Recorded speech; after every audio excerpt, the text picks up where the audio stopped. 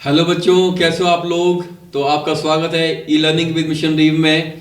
और आज के इस वीडियो में क्लास 8 का सेकंड चैप्टर हम स्टार्ट कर चुके हैं ऑलरेडी। और पिछले दो वीडियो में हम पहले एक्सरसाइज 2.1 और 2.2 के कुछ क्वेश्चन कर चुके हैं। तो आज हम कंटिन्यू करेंगे एक्सरसाइज 2.2 को ही आगे। और ये एक्सरसाइज काफ़ी इंपॉर्टेंट है बच्चों आपके लिए।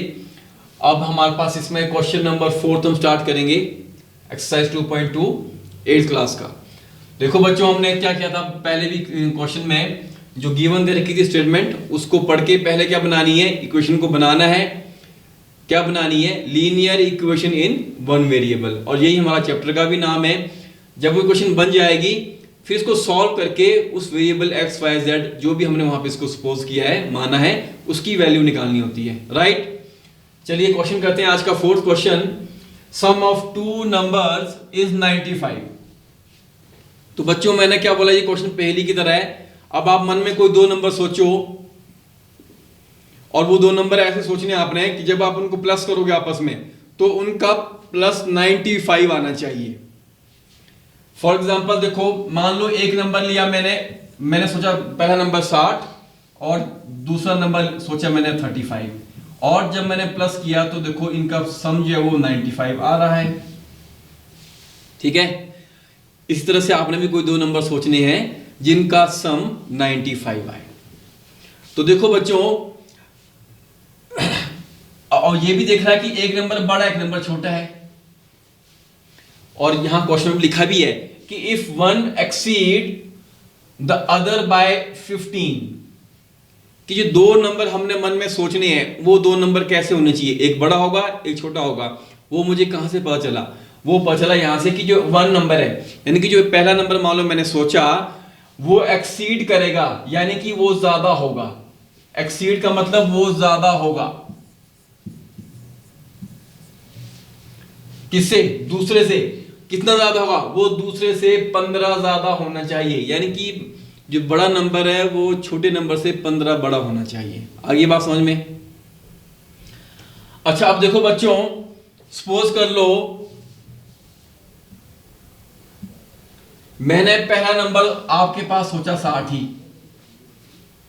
दूसरा नंबर हमारे पास कितना है, मान लो वो x है मेरे पास। हमें इतना पता है कि इनका योग होगा वो 90 ही आएगा, इनका सम कितना होगा, वो 90 ही आएगा। राइट, तो फिर जो x है दूसरा नंबर वो कैसे निकलेगा? वो निकलेगा 90 माइनस 60, यानी कि 90 से हम उनके योग से पहले नंबर को जब माइनस करेंगे, 90 से 60 को जब माइनस किया तब मेरे पास x दूसरा नंबर आया। ये है मेरे पास मान लो पहला नंबर, ये है मेरे पास दूसरा नंबर। समझ लो बात को? तो पहला नंबर अगर मैंने x मान लिया तो दूसरा नंबर कैसे आएगा? 90 में से दूसरे नंबर को माइनस करके, तो x आया 90 माइनस 60। तो यही हम चीज यहां करने वाले हैं। मान लो पहला नंबर कितना है मेरे पास, x। ठीक है, फर्स्ट नंबर मैंने x माना बच्चों, और जो दूसरा नंबर है मान लो वो इससे 15 ज्यादा है, यानी कि x छोटा नंबर है जो मैंने सपोज किया।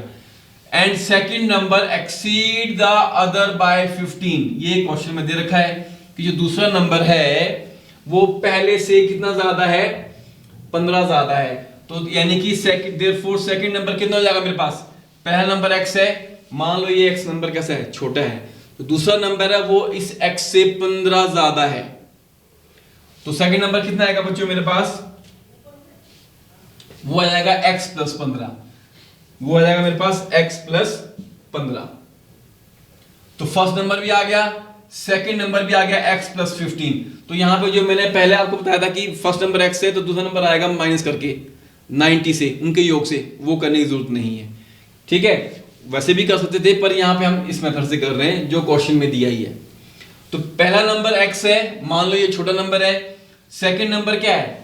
वो इस पहले नंबर से 15 ज्यादा है, एक्सीड कर रहा है इससे, तो यानी कि x प्लस 15। ये हो गया सेकंड नंबर। अब क्वेश्चन में क्या बोला है कि इन दोनों नंबर का जो योग है, इनका जो सम है, इनको प्लस कर दें तो x plus 15 first number plus second number, ये आ गया 95।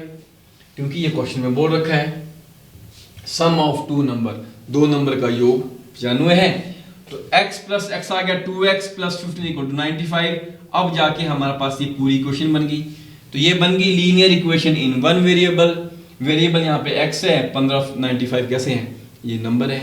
अब क्या है वही स्टेप, ये नंबर ये भी नंबर, तो ये 15 को ट्रांसफर करेंगे राइट साइड में, तो प्लस 15 वहां जाके बन जाएगा माइनस का, तो 2x इक्वल टू 95 माइनस 15। इसको माइनस किया 15 को 95 से, ये 80 बच गया हमारे पास। हमने x निकालना है, तो जो कोफिशिएंट ऑफ 2x है हमारे पास वो है 2, ये जब वहां पे राइट साइड में ट्रांसफर होगा तो अपॉन में जाएगा, तो x इक्वल टू 80 अपॉन 2, 2 1 2, 2 40 80, तो x आ गया 40 हमारे पास। तो फर्स्ट नंबर कितना है बच्चों, x। सेकंड नंबर कितना है हमारे पास, x प्लस 15, तो सेकंड नंबर आया x प्लस 15, x की वैल्यू 40 यहाँ पे हमने भर दी, तो 40 प्लस 15 कितना आ गया, ये आ गया 55। अब चेक कर लेते हैं, पहला नंबर है हमारे पास 40। अब चेक करते हैं क्या इनका सम, फर्स्ट नंबर और सेकंड नंबर का सम, क्या वो 95 आ रहा है, तो 40 प्लस 55, तो 5 प्लस 0 5, 5 प्लस 4 9, वाकई में 95 आ रहा है, तो यानी कि हमारा दोनों ही वैल्यूज सही आई है। ठीक है, तो आ गया समझ में आपको। चलिए क्वेश्चन नंबर 5, ये क्वेश्चन बड़ा इजी है और इंटरेस्टिंग भी है, और इस तरह क्वेश्चन आता भी है। 2 numbers are in the ratio of 5:3। कोई दो नंबर जो दे रखे बच्चों पर हमारे पास, वो 5:3 के अनुपात में है। 5:3 का मतलब क्या हुआ बच्चों, अगर मान लो एक नंबर आपके पास हुआ 15 और दूसरा नंबर जो आपके पास है वो है आपके पास, एक नंबर आपके पास 45, एक नंबर आपके पास 27, तो इनकी रेशियो कैसे निकालेंगे, रेशियो निकालेंगे 45 अपॉन 27।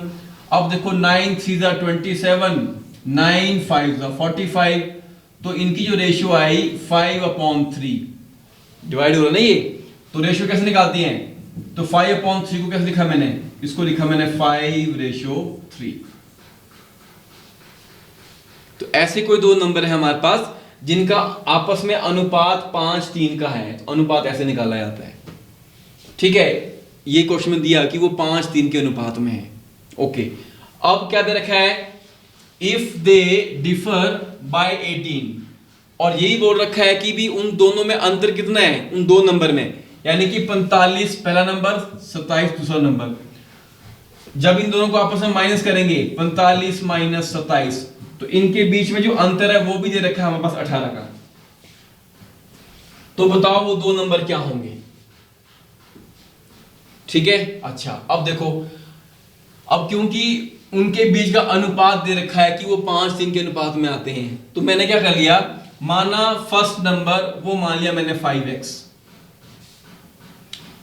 जो अनुपात था उसी में x लगा दिया। सेकंड नंबर बन जाएगा मेरे पास 3x, उसका अनुपात सेकंड का अनुपात 3 था, तो x यहां पे क्या है बच्चों, x यहां पे क्या है हमारे पास, ये कॉमन फैक्टर है, ये गुणनखंड है जो दोनों का ही है, एक समान है, पहले नंबर में भी और दूसरे नंबर में भी। अब क्वेश्चन में क्या दे रखा है कि the difference between two number is 18, तो यानी कि 5x माइनस 3x, ये पहला नंबर दूसरा नंबर, इनके बीच में अंतर कैसे निकालते हैं, माइनस करके, तो 5x minus 3x equal to 18, ये क्वेश्चन में दिया हुआ है, और ये बन गई हमारे पास linear equation in one variable. तो ये बन गया linear equation in one variable, equation बन गई। अब क्या काम है, अब तो इजी काम है, सॉल्व करके वेरिएबल x की वैल्यू निकालनी है। तो 5 माइनस 3x, तो यह आया 2x इक्वल टू 18। x निकालना है जब हमने, तो ये x का जो कोएफिशिएंट 2 है ये जाएगा अपॉन में 18 के, तो x इक्वल टू 18 अपॉन 2, 2 1 2, 2 9 18, तो x आ गया 9। तो x क्या है मेरे पास, ये कॉमन फैक्टर है बच्चों, ये गुणनखंड है जो यहां भी है, जो पहले नंबर के पास भी है और जो दूसरे नंबर के पास भी है। देयरफॉर फर्स्ट नंबर है हमारे पास 5x, x की वैल्यू 9 है, यहां पुट कर दी, 5 into 9 45, पहला नंबर आ गया 45। सेकंड नंबर हमारे पास 3x था, 9 यहां पुट कर दिया 3x में, 3 into 9 27, तो ये हमारे पास दोनों के दोनों नंबर आ गए। सिंपल क्वेश्चन है, समझ में आ गया। चलिए इनकी प्रैक्टिस कीजिए और आगे बढ़ते हैं। देखते हैं अगले क्वेश्चन में क्या है हमारे पास। अब ये क्वेश्चन बड़ा इंटरेस्टिंग है, इसको ध्यान से समझना, ठीक है। 3 consecutive integers add up to 51. What are these integers? तो बच्चों मैंने क्या बोला आपको कि आप कोई 3 इंटीजर सोचो, मन में 3 नंबर सोचो, वो कैसे होने चाहिए, कंसेक्यूटिव इंटीजर्स। ये बड़ा इंपॉर्टेंट है। कंसेक्यूटिव का मतलब क्या होता है बच्चों, जैसे हम काउंटिंग करते हैं ना, तो काउंटिंग में क्या होता है, जैसे 1 के बाद 2 आता है, 2 के बाद 3, 3 के बाद 4, 4 के बाद 5, 5 के बाद 6, फिर 7, 7 के बाद 8। तो ये लगातार काउंटिंग चली हुई है। अब मैंने यहां से 3 नंबर ले लिए, 3 4 5। तो ये 3 नंबर कैसे हैं, ये है कंसेक्यूटिव, जो काउंटिंग में लगातार आ रहे हैं एक के बाद एक। 3 के बाद 4 आया, 4 के बाद 5 आया, राइट। बात समझ में आ रही है। अब देखो मान लो जो पहला इंटीजर 3 मैंने लिया, इसको मैंने नाम दिया x का। क्या नाम दिया मैंने इसको, मान लो मेरा पहला इंटीजर है जो मैंने मन सोचा, वो मैंने सोचा x। x क्या है यहाँ पे 3। अब अगला नंबर कौन सा आना चाहिए, जो काउंटिंग में उसके बाद आएगा इमीडिएटली। 3 के बाद 4 आया। अब 4 कैसे आया, ये 3 के बाद 4 कैसे आया, जब आपने 3 में 1 प्लस कर दिया, राइट। तो 3 4 5, मान लो ये 3 लगातार कॉन्जिक्यूटिव नंबर हैं, इनको बोलते हैं कंसेक्यूटिव नंबर, जो लगातार काउंटिंग में एक के बाद एक आते हैं। तो पहले को मैंने x का नाम दे दिया बच्चों, ये x है मेरे पास, ये मेरे पास x है, राइट। अब 3 के बाद 4 कैसे आएगा, उससे अगला नंबर कैसे आया, जब 3 में मैंने 1 प्लस कर दिया तभी आया ना वो 4। यानी कि ये 4 को मैं कैसे लिख सकता हूं, 3 को क्या नाम दिया मैंने, x का नाम दिया, तो x प्लस 1, ये आया मेरे पास 4। क्या होगा ये, तो x प्लस 1, ये मेरे पास 4 आया। अब देखो 5 कैसे आएगा काउंटिंग में, 3 के बाद 5 कैसे आएगा, जब 3 में मैं 2 ऐड करूंगा तभी आएगा ना वो 5। तो ठीक है, मेरे पास x प्लस 2, तो ये मेरे पास आया 5। तो बात समझ में आ रही है। पहला कंसेक्यूटिव नंबर 3 मेरे पास x है, 3 के बाद 4 कैसे आया, जब मैंने x में 1 ऐड कर दिया, तो x प्लस 1, यानी कि 3 प्लस 1 4 हो गया। फिर 3 के बाद 5 कैसे आया, जब मैंने 3 में 2 ऐड किया, 3 प्लस 2 5, यानी कि x प्लस 2। तो ये मेरे पास 3 कंसेक्यूटिव इंटीजर होगी जो एक के बाद एक लगातार आ रहे हैं काउंटिंग में। आगे बात समझ में। अब इन्हीं को हम यहां पे लिखेंगे बच्चों, लेट फर्स्ट इंटीजर, पहला इंटीजर x जो मैंने बोला था, ये मेरे पास 3 है, ठीक है ना। सेकेंड कंसेक्यूटिव इंटीजर कैसे आएगा, x प्लस 1, x में 1 ऐड कर दिया, 3 प्लस 1 4, काउंटिंग में भी 3 के बाद 4 ही आता है। और तीसरा कंसेक्यूटिव इंटीजर कैसा है मेरे पास, x प्लस 2, यानी कि 3 प्लस 2 वो 5 आ गया। तो ये हो गया मेरे पास 3 कंसेक्यूटिव इंटीजर। अब क्वेश्चन में क्या बोला, जब इन तीनों को प्लस करेंगे, 3 consecutive integer add up to 51, तो आंसर 51 आता है। तो लिखा x, ये पहला इंटीजर, प्लस x प्लस 1 दूसरा इंटीजर, और x प्लस 2 तीसरा इंटीजर, इन तीनों को ऐड किया तो आंसर आता है 51। ये क्वेश्चन में दे रखा है, हमने भी इसे लिखा इसको इक्वल टू 51, राइट, दे रखा ना ये, ऐड अप टू 51। अब क्या हुआ, x plus x plus x, 1 plus 1 plus 1, 1 को 3 बार ऐड किया 3 आया, वैसे ही x प्लस x, ये ऐड होके 3x हो जाएगा। 2 प्लस 1 हो गया 3, तो ये आया 3x plus 3 is equal to 15। ये बन गई मेरे पास linear equation in one variable. तो पहला स्टेप हमारा कंप्लीट हो गया। हमने क्या बनानी थी, लीनियर इक्वेशन बनानी थी। इक्वेशन बन गई हमारे पास, लीनियर इक्वेशन बन गई बच्चों। अब तो सिंपल वही स्टेप पे सॉल्व करना है इसको। तो ये कांस्टेंट नंबर 3 वहां जाएगा राइट साइड में 51 की तरफ, तो प्लस 3 वहां जाके बन जाएगा माइनस का। तो 3x इक्वल टू 51 माइनस 3, तो ये आ गया इक्वल टू 48। अब हमने x की वैल्यू निकालनी, तो ये कोएफिशिएंट ऑफ x3 है यहाँ पे बच्चों, ये जाएगा 48 के अपॉन में, तो 3 1 जा 3, 16 3 जा 48, तो x की वैल्यू आ गया हमारे पास 16, यानी कि पहला इंटीजर आ गया हमारे पास 16। सेकेंड इंटीजर क्या है हमारे पास x प्लस 1, तो 16 प्लस 1 17। थर्ड इंटीजर हमारे पास x प्लस 2, वो बन गया 16 प्लस 2 18। तो ये हमारे पास तीन इंटीजर आगे जो काउंटिंग में लगातार आते हैं। देखो 16 के बाद 17, 17 के बाद 18, और इन तीनों को जब प्लस करेंगे बच्चों तो 51 ही आएगा, आप चेक कर लेना। राइट, आया समझ में? तो कंसेक्यूटिव इंटीजर का मतलब क्या होता है ये भी मैंने आपको समझा दिया अच्छे से। चलिए अब आगे चलते हैं। क्वेश्चन नंबर 7, ये भी इसी तरह का क्वेश्चन है हमारे पास। The sum of 3 consecutive multiples of 8, 8 के 3 कंसेक्यूटिव मल्टीपल, यानी कि जो गुणज हो गया हमारे पास, गुणनखंड और गुणज पढ़ा ना हमने, उनका जो हमारे पास योग होगा वो होता है 888। ठीक है, फाइंड द मल्टीपल, हमने वो 3 मल्टीपल निकालने हैं। तो फर्स्ट मल्टीपल हमने मान लिया x बच्चों। अब यहां पे देखो कंसेक्यूटिव मल्टीपल, अब 8 के मल्टीपल क्या होते हैं बच्चों? आपने 8 का टेबल पढ़ा है, 8 का टेबल, 8 1 जा 8, ठीक है ना, 8 2 जा 16, 8 3 जा 24, 8 4 जा 32। हमारे को नहीं चाहिए, 3 लगातार चाहिए। तो ये है मान लो 8 16 और 24। तो 8 को मैंने क्या नाम दिया? x का नाम दिया। 8 के बाद 16 कैसे आया बच्चों? जब इस x में मैंने 8 जमा कर दिया, यानी कि 8 प्लस 8 16। और 8 के बाद 24 कैसे आएगा? जब मैंने 8 में 16 जमा किया तो ये आया 24। यहां पे देखो 8 प्लस 8 16, 8 प्लस 16 24। तो पहला मल्टीपल अगर मैंने x माना तो दूसरा कितना आएगा मेरे पास? वो आएगा x प्लस 8। यहां देखो ये x है, x प्लस 8, ये x है तो x प्लस 16। और तीसरा मल्टीपल कितना बन जाएगा? तीसरा मल्टीपल बन जाएगा x प्लस 16 भी लिख सकते हैं डायरेक्ट इसको, या फिर इसमें एक बार और 8 जमा कर दिया दूसरे में, x प्लस 8 प्लस 8।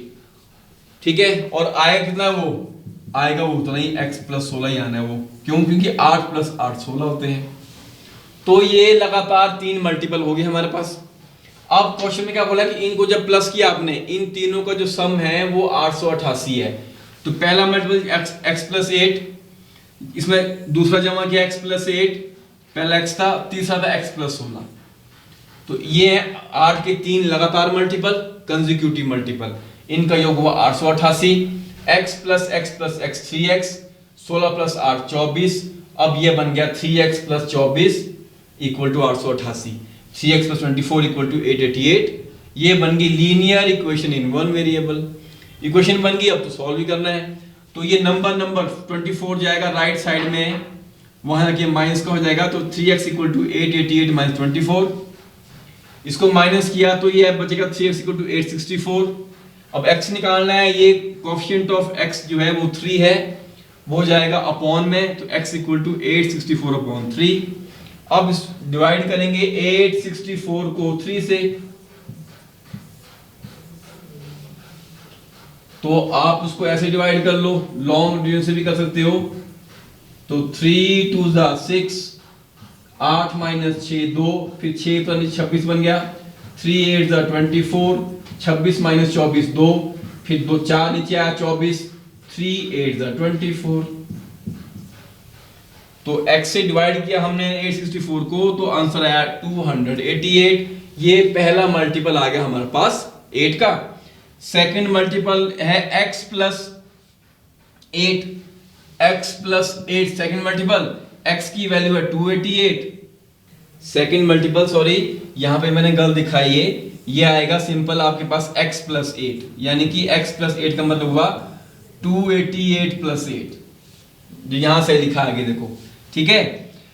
तो यह 296। थर्ड मल्टीपल हुआ x प्लस 16, तो 288 प्लस 16 होगा बच्चों ये, तो ये हो जाएगा 304। तो ये आगे हमारे पास बाकी के 2 मल्टीपल। तो आगे बात समझ में कि कैसे क्वेश्चन की स्टेटमेंट को पढ़ के हमने इक्वेशन को बनाना है। यहां बन लीजिए इक्वेशन वन वेरिएबल, यहां इक्वेशन बनी, फिर सॉल्व किया उसको, ठीक है, और x की वैल्यू निकाली, फिर फर्स्ट मल्टीपल x ही आ गया, सेकंड आया x प्लस 8, तो 296, थर्ड आया x प्लस 16। तो चलिए अब हम अगला क्वेश्चन करते हैं बच्चों। तो क्वेश्चन हमारे पास है 8, अगेन 3 कंसेक्यूटिव इंटीजर, 3 लगातार इंटीजर होंगे एक के बाद एक जो काउंटिंग में आते हैं। और वो कैसे होने चाहिए? Such that when they are taken in increasing order, जब उनको हम इंक्रीजिंग ऑर्डर में लेंगे, यानी कि बढ़ते हुए क्रम में जब लेंगे उनको, और फिर इनको हमने इनटू करना है एंड मल्टीप्लाई बाय 2, 3 एंड 4। सबसे पहले वाले को हमने 2 से इंटू करना है, जो पहला इंटीजर होगा।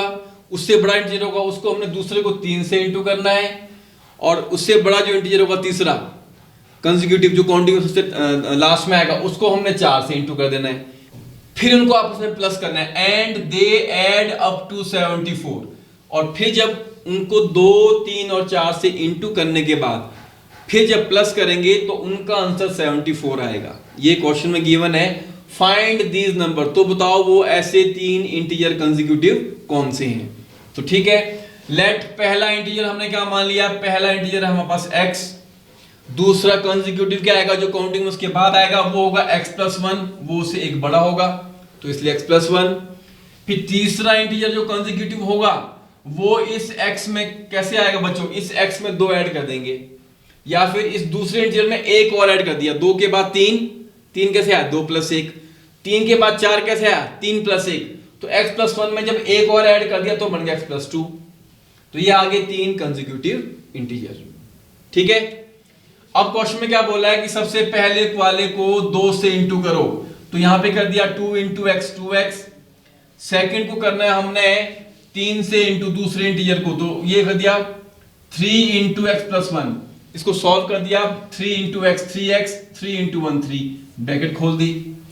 और तीसरे को इंटू करना है हमने 4 से, तो 4 × x+2, 4 2 = 8, 4 × x 4x, तो ये आया 4x + 8। ये आगे। अब क्वेश्चन में क्या बोला है कि जब हम इन तीनों को प्लस करेंगे, अब यानी कि 2x + 3x + 3 + 4x + 8, तो इसका आंसर 74 आता है। ये यहां दे ऐड अप टू 74 इंटू करने के बाद।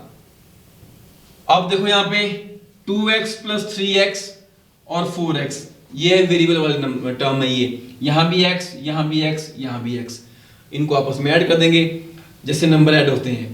2 + 3 5, 5 + 4 9, तो ये आ गया 9x। 2x + 3x 5x, 5x + 4x 9x, और 8 + 3 11, ये नंबर से नंबर इंटू हो गया, और 74 वैसे के वैसे ही है। अब बन गई हमारे पास linear equation in one variable. यहां ये कंप्लीट बन गई है। हो गया हमारा पहला स्टेप कंप्लीट। क्या था? लीनियर इक्वेशन बनानी थी वन वेरिएबल में। अब तो उसको सॉल्व करके x की वैल्यू निकालनी है। अब देखो 11 कहां जाएगा? राइट साइड में जाएगा 74 की तरफ, दोनों नंबर हैं तो +11 है यहां पे, वहां जाके बन गया 9x = 74 - 11। ट्रांसफर कर दिया इसको तो साइन चेंज कर देगा अपना। 74 में से 11 माइनस का तो 9x = 63, ये आ गया माइनस करके। x = अब 9 है कोएफिशिएंट ऑफ x, जब ये राइट साइड में जाएगा ट्रांसफर होगा तो कहां जाएगा? ये अपॉन में जाएगा, तो x = 63/9, 9 1 = 9, 9 7 = 63, तो x आ गया 7।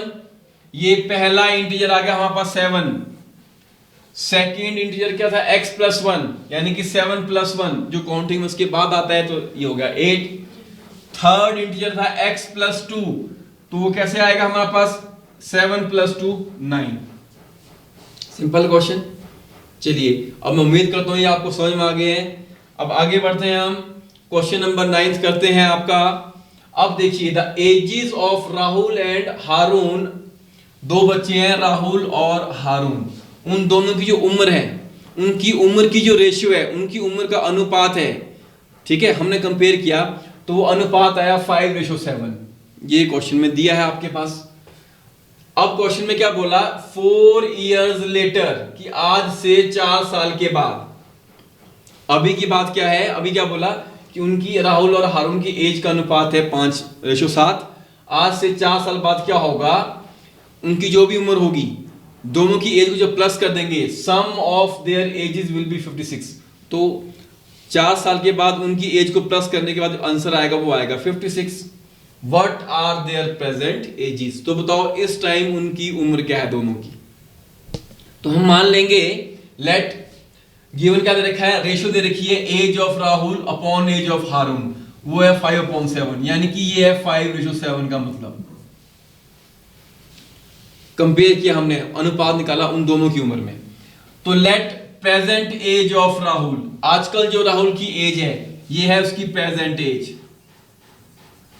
ठीक है। उसकी रेशियो कितनी आ रही है, राहुल की एज का रेशियो आ रही है 5, तो उसको हमने 5x मान लिया। एज ऑफ हारून वो आ जाएगा 7x, वहां पे 7 है देखो नीचे, age of Rahul but upon age of Haroon 5/7, तो जो रेशियो है उसी रेशियो में हमने क्या लगा दिया, x लगा दिया। Age of Rahul 5x, age of Haroon 7x। अब क्वेश्चन में क्या बोला है, 4 years लेटर, ये उनकी प्रेजेंट एजेस हैं, ये आज की एज है उनकी। अच्छा, आज से 4 साल बाद बच्चों क्या होगी एज राहुल की, अगर मान लो राहुल की आजकल एज 15 साल है, तो आज से 4 साल बाद उसकी एज कितनी होगी, तो 4 साल बड़ा हो जाएगा ना वो, यानी कि अगर आज उसकी एज 15 साल है तो 4 साल बाद हो जाएगी 15 + 4 19, यानी कि 4 साल हमने जोड़ देने उसकी एज में, राइट। तो वही हमने यहां पे किया। तो आफ्टर 4 year, आज से 4 साल बाद एज ऑफ राहुल आ गई 5x + 4, क्योंकि राहुल की प्रेजेंट एज हमने मानी है 5x, और वैसे ही एज ऑफ हारून कितनी आ जाएगी, वो आ जाएगी 7x + 4, ठीक है ना। 4 साल वो बड़े हो जाएंगे। अच्छा ठीक है, अब इन दोनों को जब प्लस करेंगे तो वो दे रखा है sum of their ages will be 56। 4 साल के बाद दोनों की एज निकाल दी, वो आई 5x + 4 और 7x + 4। अब उन दोनों को प्लस कर देना है, तो वो उत्तर आया 56। तो 5x + 4 ये राहुल की एज, 7x + 4 हारून की एज, इनको जब प्लस किया ये है इक्वल टू 56, क्योंकि यहां दिया है क्वेश्चन में। अब देखो 5x + 7x, x वाली टर्म ऐड होगी x के साथ ही, तो 5 + 7 12, तो यह 12x, 4 + 4 हो गया 8 और इक्वल टू 56। ये बन गई बच्चों हमारे पास लीनियर इक्वेशन इन 1 वेरिएबल बन गई। अब तो उसको सॉल्व करना है, इजी है ना। अब क्या करना है, +8 वहां जाएगा राइट साइड में तो बन जाएगा माइनस, तो 12x = 56 - 8, माइनस फिर कितना है, ये इसको माइनस किया तो यह 12x = 48, x = अब 12 है कोएफिशिएंट ऑफ x, x की वैल्यू निकालनी है, तो 12 कहां जाएगा 48 के अपॉन में, x = 48/12, 12 1 = 12, 12 4 = 48, x आ गया 4 year, x आ गया 4। अब ये x की वैल्यू कहां पुट करनी है आपने, अब आपने पुट करनी है यहां पे, प्रेजेंट एज ऑफ राहुल वो थी 5x, x की वैल्यू है बच्चों हमारे पास 4, यहां पुट कर दिया 5 × 4 20 ईयर आ गई राहुल की एज, ये उसकी प्रेजेंट एज है। फिर प्रेजेंट एज ऑफ हारून वो है 7x, तो 7 × 4 28 ईयर्स। तो इस तरह से हमने इन दोनों की एज निकाल ली। तो आज के इस वीडियो में बच्चों उतना ही, और मैं फिर से आपको बोल रहा हूं कि इस एक्सरसाइज को ध्यान से प्रैक्टिस कीजिएगा, और इसमें पहला स्टेप जो है जो काफी इंपॉर्टेंट है वो क्या है, क्वेश्चन की स्टेटमेंट को पढ़ के लीनियर इक्वेशन को बनाना। जब वो बन गई उसके बाद सेकंड स्टेप में उसको सॉल्व करके हमने x की वैल्यू निकालनी है जो वेरिएबल है, वो इजी है, वो स्टेप आपको आता है अच्छे से, क्योंकि वो हम 2.1 में कर चुके हैं। तो थैंक यू वेरी मच। एक छत के नीचे सुविधाओं का अब उठाएं लाभ। रीव ई-मार्ट में अब पाएं अपनी रसोई के लिए गुणवत्ता और सस्ते दामों पर राशन सामग्री। दालें हो या हो मसाले, आपका किचन ई-मार्ट संभाले। उच्च गुणवत्ता और दामों में बेहतरीन रीव ई-मार्ट में पधारें और पाएं अपनी पसंद के सभी उत्पाद, या फिर करें ऑनलाइन ऑर्डर और पाएं घर द्वार पर ही सुविधा। आज ही संपर्क करें फोन नंबर 8219694079 पर, बाईपास रोड, शनान, संजौली, शिमला। गांव की चौपालों से लेकर संसद के गलियारों तक, गृहिणी के चूल्हे से लेकर निवेश और बाजारों तक, किसानों के हाल से लेकर खेत और खलिहानों तक, शिक्षा और स्वास्थ्य से लेकर खेल के मैदानों तक, संसद के प्रधान से लेकर पंचायत के पंच तक, सेंट्रल हॉल से लेकर ग्राम सभा के मंच तक, हर खबर पर रहेगी हमारी पैनी नजर।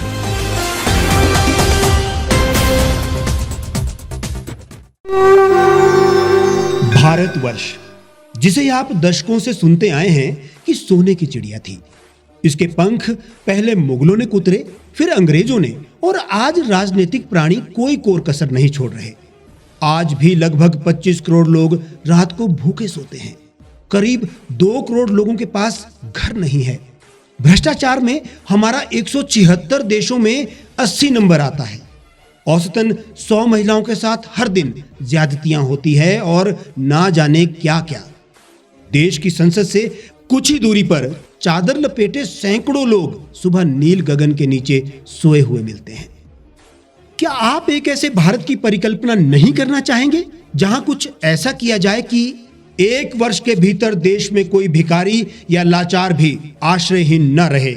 लोगों को सभी सरकारी सेवाएं घर द्वार पर ही प्रदान की जाएं ताकि दफ्तर या कर्मचारी के चक्कर ना काटने पड़े। भ्रष्टाचार जड़ से समाप्त हो जाएगा।